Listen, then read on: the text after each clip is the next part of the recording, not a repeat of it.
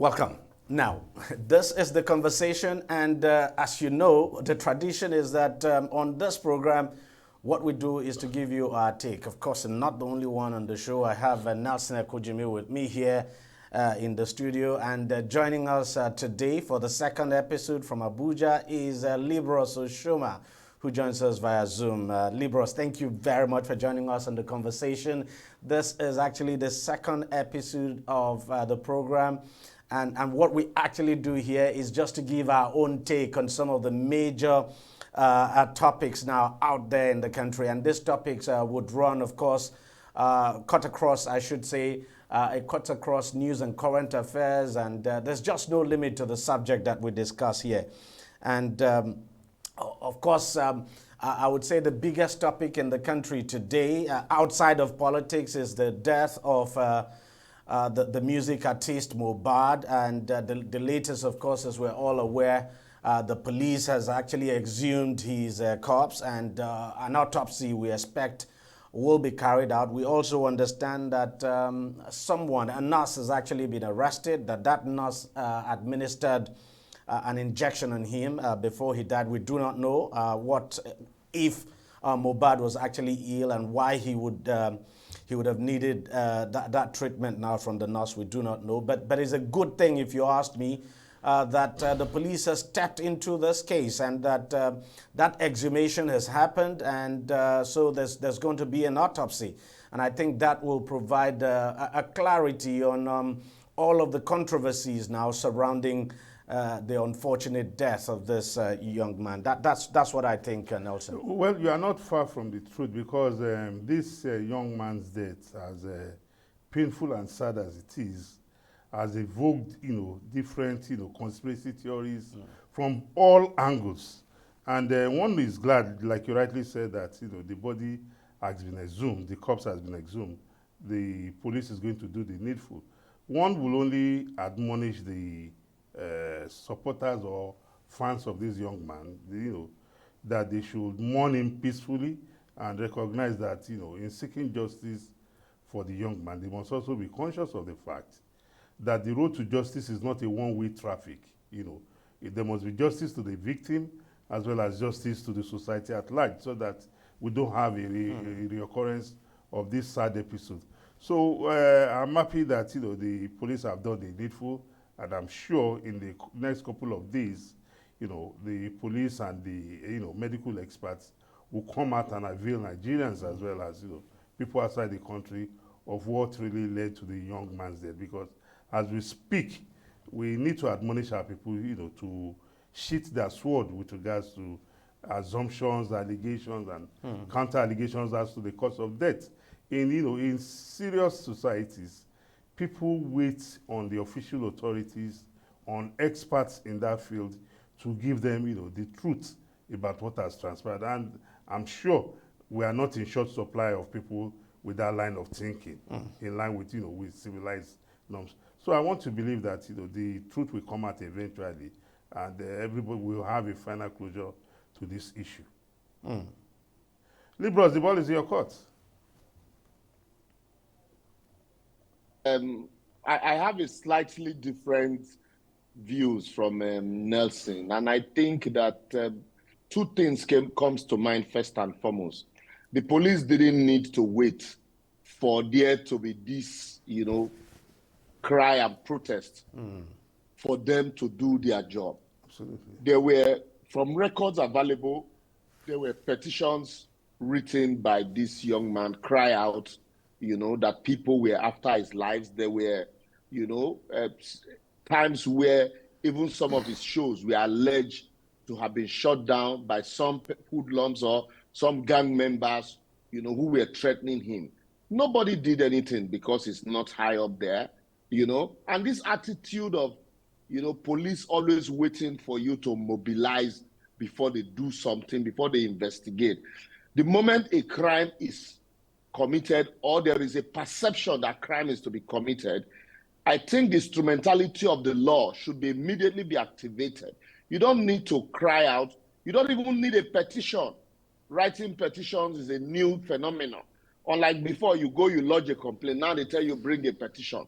Petition need to be approved. and then mobilization needs to go on. That's on one side. That's why now, it took the cry of people for, everybody to wake up and then the police to exhume the body. Second point is this idea. Yes, I know it's a religious thing. This idea of immediately burying, somebody, whether the person is confirmed dead or not, because of religion. I think we should stop it, because if there are people who probably would still be alive or would have been saved, if not that they were horribly buried. Now you have to exhume the body again to perform autopsy, to begin to look for the cause of death. All of this would have been done if we took the right step at the right time. And that's why now, no matter what you do, no matter the outcome, there are people who are going to think otherwise, who are going to say, no, proper justice has not been done, because you have allowed a lot of water to pass under the bridge, or a lot of rumor. And like Wole Soyinka once said, once rumor starts to thrive, even intellectuals are taught to convey or bet. And that you can't rule out because you allow it. So what as security agents, they should take lessons from this and be on top of their game subsequently. And then lastly, I want to commend the effort of, some persons, no matter how we look at it, it takes, a spark for truth to come out. There have been a lot of stories about some of these things, about, gang, about courtism, about so many things in most of these industries. And I like the fact that apart from the investigation, also some of these people, some of these musicians, some of these so-called celebrities, there's need for the security agencies to have their eyes everywhere and take, appropriate measures to look into claims, to look into petitions, to look into areas where, hitherto have been looked at and be seen as dark spots. We don't just need to identify dark spots. We also need to look at what is making them dark spot and beam searchlight on them. Now, if I may jump in on what Libros actually said, something if you asked me, that I thought I needed to point out. To some extent, I would not blame the police for not doing anything before now. I mean, this was a personal case. I mean, you would not expect that the police would go in and start investigating the death of every individual. So if it's just because of the circumstance. In any case, this individual died. The parents came out and decided to take ownership of the body, decided to bury the body. The parents did not raise any alarm at all to allege any foul play, not until people started complaining, and then it became a public interest case. That's when the police decided to intervene. And for me, I do not find anything wrong with that. But beyond that, no, Deji. No, Deji. Sorry. Yeah. I will let you finish. Then I will say what I want to say. Exactly. But beyond that, the most important thing is that the police has now come in. And then on the issue of the petition, the information I have also received is that, yes, a petition was actually written to the police. I think, is it Alagbon, sent to Alagbon or so, and that the late artist was actually invited to come and substantiate his that petition. because yes, the allegations, the people he alleged were after him, that they were actually invited. He was invited to come and substantiate, but that he did not show up, and so that's the reason nothing happened along that angle. Even me myself, I want to hold the contrary opinion to what Libros has said. And it is the fact that one of the ills of our society today is that, like we say in our local parlance, now starting we know they get finishing. A lot of persons, something will happen, you tell them go to the police. You would assume they would go. But the other are on the road, they will turn back. When the thing now escalates or develops in another form, that is when they will now recognize the police. I don't agree with you that a petition has to be written. No, hold on, just a minute. No. Hold on, Libros, hold on. I don't agree that, hold on, let me just finish my thought. I don't agree that a petition has to be written to the police before the police do their job. I'm not holding forth for the police. I live in this society. Something happened to somebody very close to me about 2 weeks back. And what I told the person, in order for this thing not to turn you the victim, the victim to becoming the accused, I told the person, go to the police station. And the person went to the police station. In the course of the investigation by the police station, even that night, the police apprehended the alleged suspects. And the alleged suspect was put behind bars, pending the next day when the issue was resolved. So I'm not holding forth for it, but I want us to understand here that if something has happened to me, Nelson Ekujumi, and I've told you Liberals as my friend, I've told Deji as my friend, and I don't take the official steps of a lot of people go to the police, and when the police say come back tomorrow, they won't show up. So our people we must develop a policing system, or we should just a minute, Liberals. No, just a, we're having a discussion here.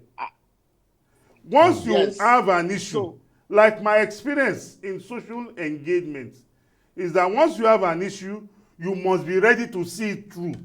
It is not for you to go to the police station on day one, and when the police now invites you for further discussion, you are nowhere to be found.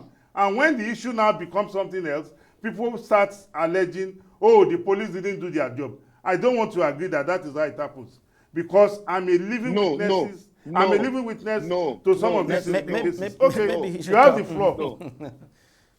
Go on, you have the floor. I am a lawyer. I have had cause to eulogize the police for doing what is right. But on this case, I am telling you that there's what they call preliminary investigation.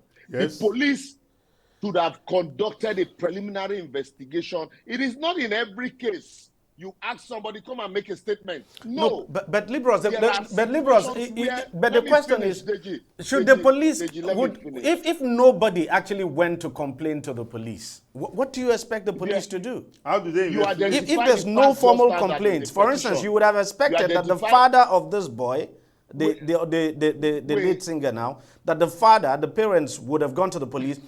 But, it's gone beyond them now, if you ask me, because it's now a public interest case. Yeah. Deji, let me explain to you. Even as a lawyer, there are sometimes, for lack of money, because a client says, I don't have this money. And that is why you see they are chasing after human rights lawyer, that we do this. Even as a lawyer, sometimes let's not begin to make it look as if, our police are the perfect ones that, and they can't do anything, they are helpless. Not when at all. There is no substantiation. There's no perfect police anywhere in the world. In this case, when a complaint is made, there is what they call in policing preliminary investigation, first and foremost, to establish. That is when a complaint is made. Substantiality. Let me finish, please. Okay. If there's substantiality in the allegation made, it is when you conduct your preliminary investigation. You need further evidence. You now begin to say, okay, I need to make more statement. I need to take more statement compared to what you have stated to me here. But what our police do when you send in a petition without a preliminary investigation, they tell you to come and make a statement. In making a statement, there's what they call come and mobilize. We need to mobilize. We need to do this. In some cases, even the person who is the complainant, if care is not taken, you end up becoming the accused person, depending on the people that you are chasing. And so that is why you find that most people run away. Because at the end of the day, those people who they have allegations against are powerful more than them and can compromise the police. So that's why I am saying in cases like this, it is obvious from the fact that are coming out now that what certainly is the police is doing now, they would have done before now. You don't even need to wait for death to occur. And to also buttress the fact that in every death, there's what we call a death certificate. Yeah. Somebody must be certified dead before you say, okay, the family had taken the body and go and bury. For the fact that we don't do these things does not mean that it is normal and it is right. If you ask me, everything you are saying, if you ask me, everything you are saying is right. There's no doubt. We are on the same page. But for me, in this case, there are peculiarities. Cases have their own peculiarities. Let me just put it that way.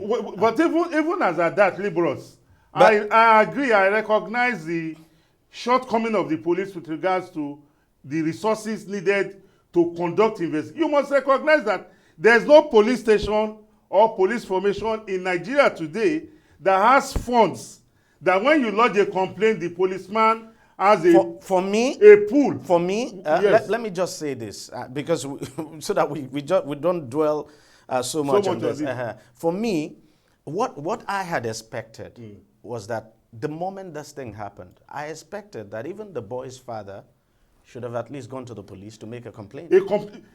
In fact, with the story we are getting now, we are now hearing that do the you father know the actually. people? Just hold on, Libros. We're now hearing that the father actually. Hold on, just hold on, Libros. Hold on. I'm not talking. I'm not talking about.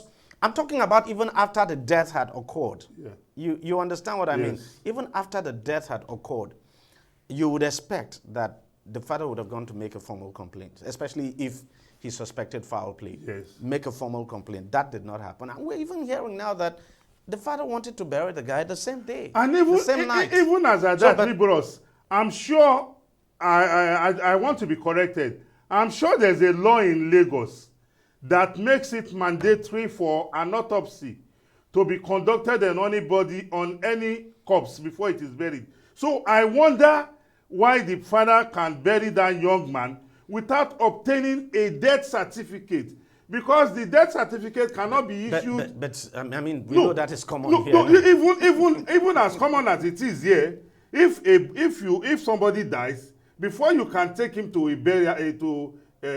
burial ground, you must present the burial. And even if you are burying him at home, you must have a death certificate there's no that enforcement. will confirm. And no the death certificate cannot be issued by just anybody. It must be authorized by a licensed medical practitioner. And I think that also raises the question of religion that he talked about.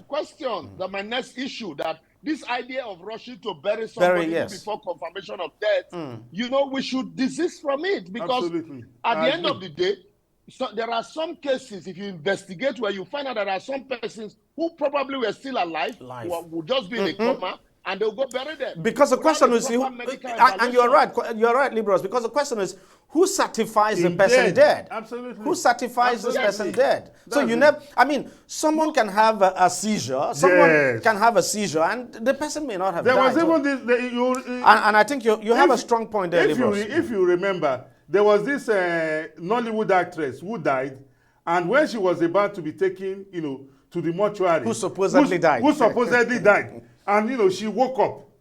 Like we said, that person could have been in a coma or could have had seizure. So it is important for us as a people to now look at our laws to make it mandatory, because if we have a strict law in that regard, it is already that the father has committed a breach of the laws of the land. Libros, you were saying something. I can't hear you. I said it is part of the laws in Lagos State, even in Nigeria. No enforcement. You do not just bury. No enforcement. That's what I'm saying, because when we say these laws need to be enforced, I remember my friend's little boy. And then the law is in conflict with religion. It becomes a problem. Yes. The young boy died. For them to go and bury him, they need medical. He died at home. They had to take him to the hospital. He was pronounced dead. They needed, medical documentation before they could take him to the cemetery to bury. But in these other cases, I wonder how you bury people, whether at home or otherwise, without medical evaluation and certification of death. And so when all of these things happen, and now also, my third issue quickly is the fact that, we can't gloss over these things. No. Absolutely. It involves human life. Because of the poverty in the country, there are some persons who are taking advantage of these things to either indoctrinate,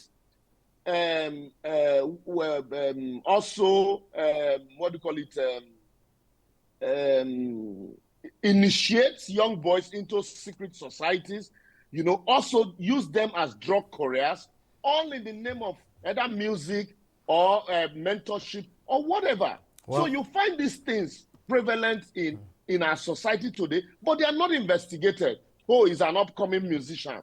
But yet, and in another breath, he probably might even be doing drugs. There's a big question I want to ask, Deji and Nelson. Nelson. Why is it that everybody who is into music today, whether upcoming, whether low coming, or even young boys that are trying to, You see they them all are holding into drugs. Yes, and you They see are them into holding, drugs. and the question I had, you see them holding a cup, you don't know what the content of that cup is, and then you see them holding Exactly. drugs, I mean openly, and we accept these things as normal. It's a problem. As normal. Anyway, You know, our society has become something else. this is It's not sad. This is not something It's we sad. can. This is not something Yeah, we can actually it's not exhaust. something we can exhaust in a day. But you know what? I think we should just take another break and then come back, because there's another important thing we also have to talk about. This issue of governors and their deputies and what have you. Yeah. So we're taking a short break now, but we'll be right back. Stay with us, don't go away.